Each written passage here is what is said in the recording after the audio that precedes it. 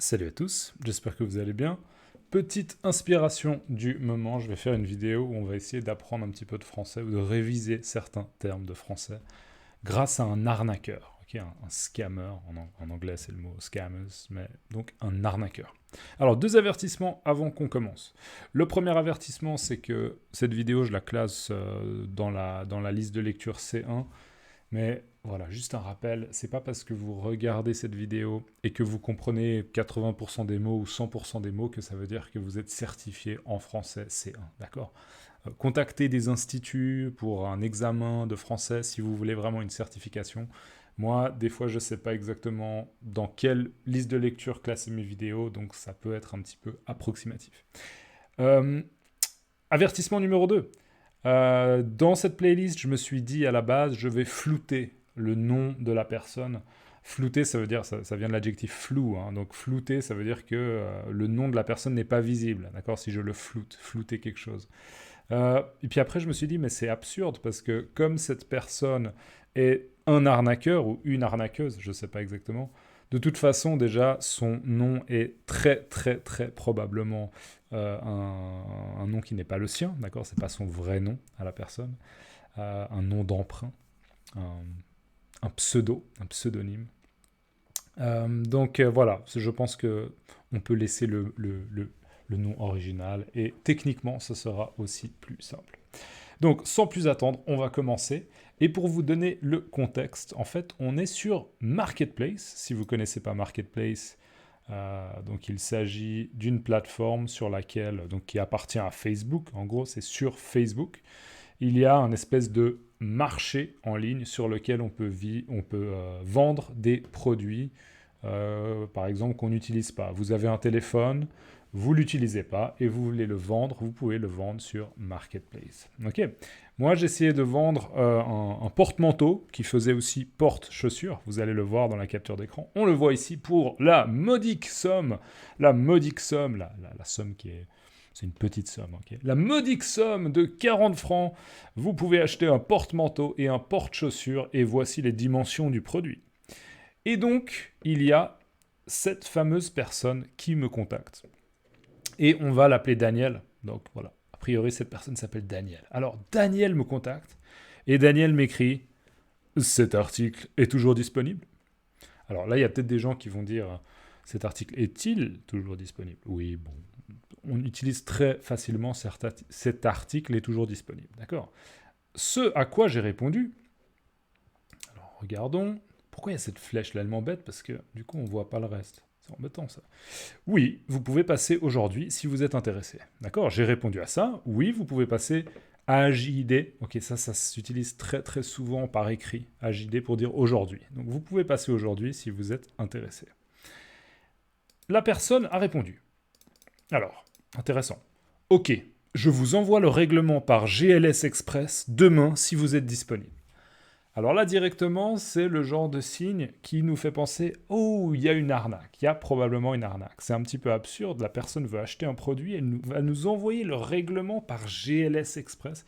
Alors déjà, personnellement, j'ai jamais entendu parler de GLS Express, je connais un peu FedEx, je connais DPD, enfin bref, mais le règlement, un paiement par GLS Express, je n'ai jamais entendu parler. Après, c'est peut-être juste que j'ai jamais utilisé la plateforme, mais bref.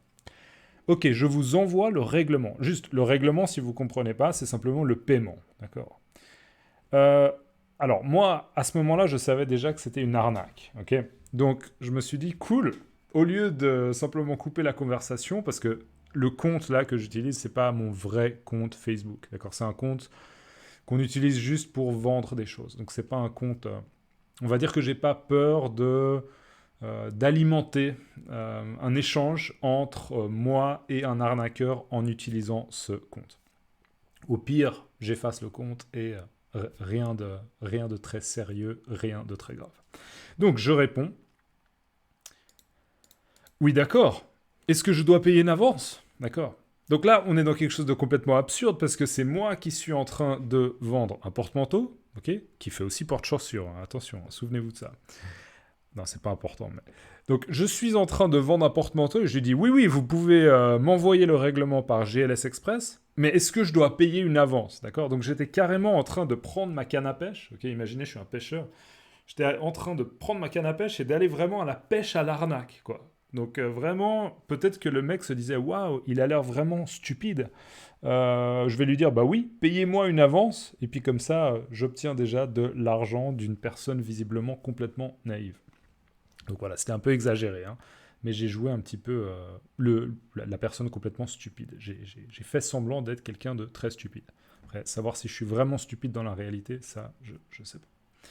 Ce à quoi la personne a répondu, et ça c'est absolument mythique, parce que très souvent, ces arnaqueurs, en tout cas c'est comme ça que ça se passe sur le Facebook Marketplace de là où j'habite, ils commencent leur phrase par « Je vous explique ». Et ça j'adore, c'est un petit peu... Personne de crédible commencerait une explication par « je vous explique ». Ou en tout cas, dans une interaction commerciale sur Marketplace, il n'y a personne qui commencerait par « je vous explique ». Donc directement, le « je vous explique », c'est « oh oh, alarme ». Ok, arnaque, il y a quelque chose. Je vous explique. Le facteur viendra à votre domicile pour vous remettre un courrier contenant votre argent. Et une fois que vous avez vérifié votre argent, vous lui donnez l'article pour qu'il puisse l'envoyer à mon domicile. Donc le domicile de Daniel.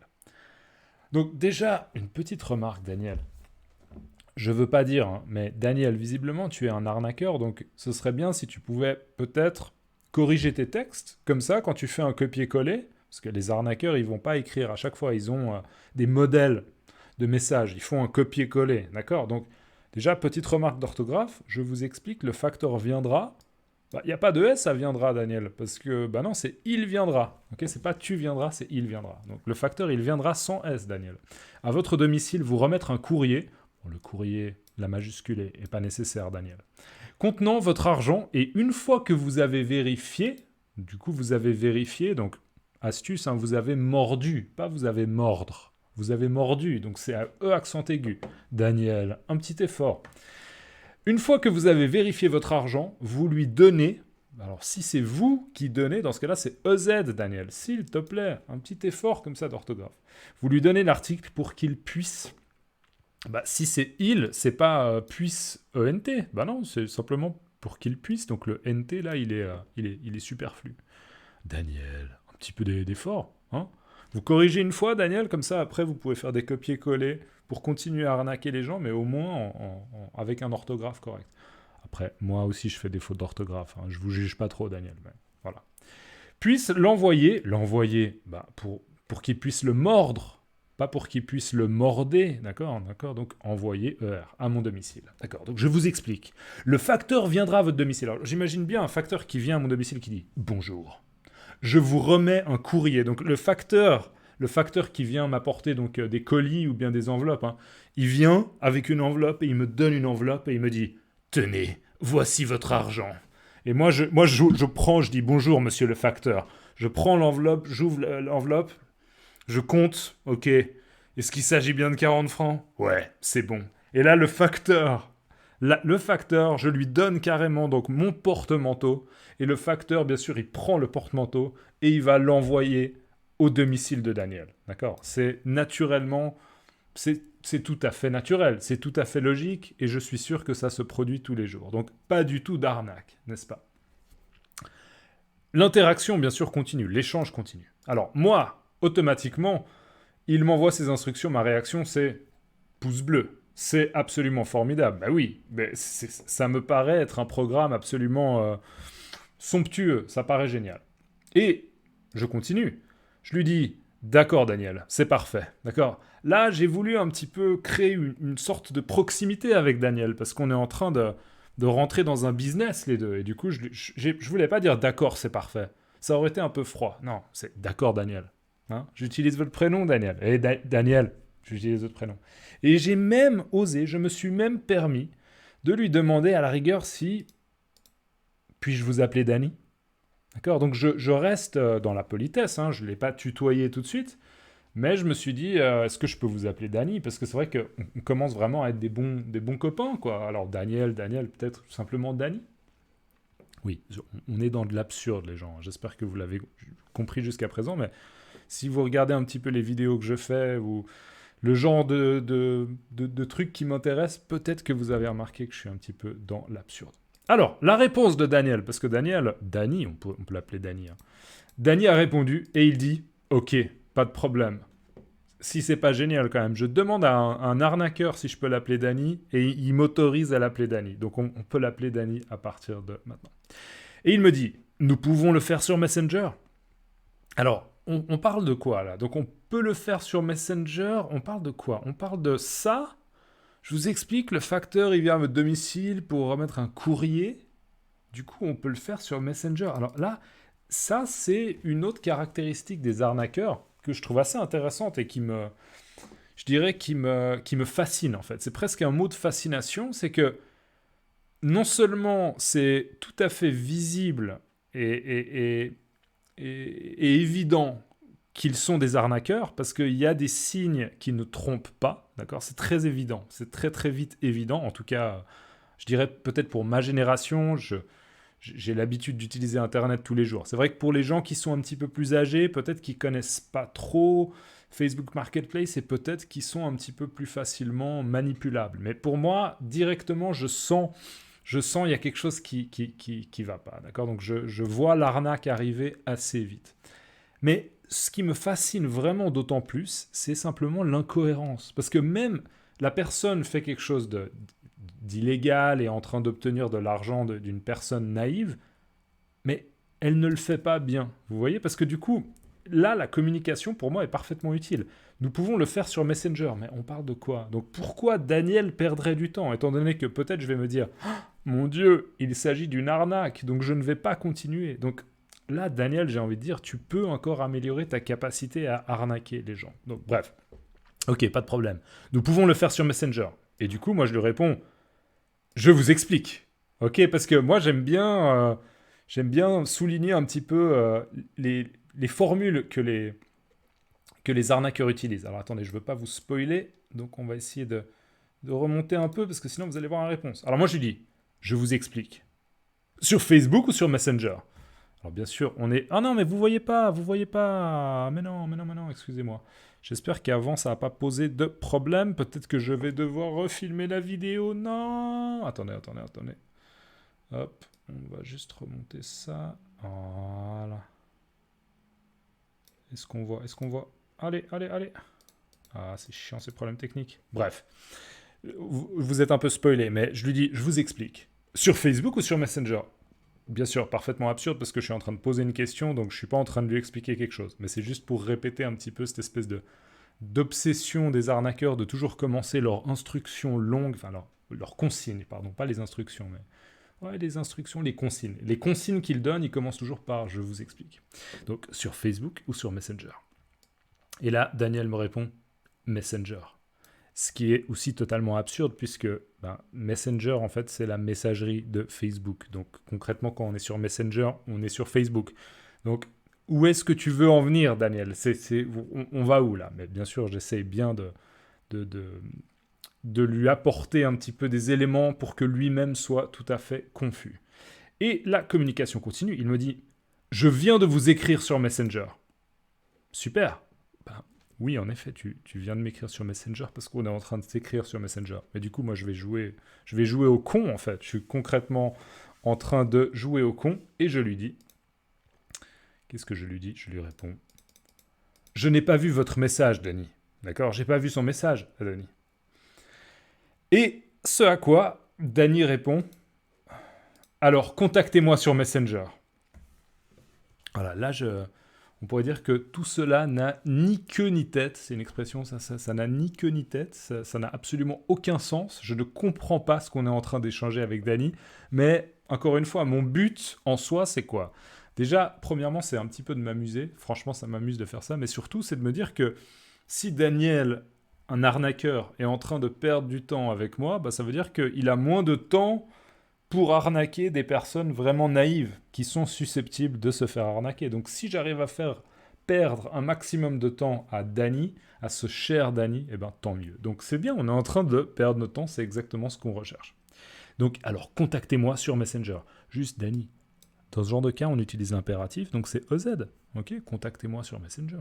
EZ. Allez. Et là, je lui dis... Alors là, c'est même pas fait exprès. Hein. Regardez, je lui dis... J'ai pas fait exprès, je crois que mon téléphone, en fait, parce que j'avais regardé le message sur mon téléphone, était mal verrouillé, et du coup, il y a eu une mauvaise manipulation, et le message a été envoyé comme ça. Voilà, c'était même pas fait exprès. Hein. J'étais un peu déçu de voir que j'avais envoyé un message comme ça, sans faire exprès. Encore une fois, je pense que c'était un problème. Mon téléphone n'était pas verrouillé. Donc malheureusement, j'ai envoyé ce message. Et après, j'ai écrit « Oups, mon clavier n'était pas verrouillé. » Alors là, attention, hein. Luc, s'il te plaît, fais attention. Il n'était, c'est mon clavier, il n'était. Donc pas AIS, mais bien AIT. D'accord ? Mon clavier n'était pas verrouillé. Encore une fois, hein, c'est possible qu'il y ait, subjonctif, c'est possible qu'il y ait d'autres fautes d'orthographe. C'est vrai que moi, des fois, je fais des fautes d'orthographe, mais si j'en vois, je me permets de faire des commentaires parce que peut-être que parmi les personnes qui regardent les vidéos, ils se disent « Ah, intéressant, ça me fait réviser un peu d'orthographe, de conjugaison, etc. » Pourquoi pas ? Si ça peut vous servir, tant mieux. Et je continue en lui disant « D'accord, je vais vous contacter sur Messenger. Puis-je avoir votre email ?» Naturellement, c'est parfaitement logique. Non, si je veux le contacter sur Messenger, il faut que j'ai son email. Non, encore une fois, vous l'aurez vu, on est dans quelque chose de parfaitement absurde. Et encore une fois, le but, c'est quoi ? C'est de lui faire perdre son temps. Donc d'accord, je vais vous contacter sur Messenger. Puis-je avoir votre email ? Vous verrez que là, j'ai essayé de changer son nom pour le rendre anonyme, mais que ça marche pas très bien, puisque dans le chat, il y a bien marqué qu'il s'appelait Daniel George et que maintenant, je l'ai changé pour Daniel. Donc, vous savez qu'il s'appelle Daniel George. Mais tout le monde sait qu'il ne s'appelle pas Daniel George. Ok, le mec, c'est juste un arnaqueur qui a choisi un nom, un pseudonyme ou un nom qui n'est pas le sien. Donc voilà. Et pour l'instant, j'ai pas de news de Danny.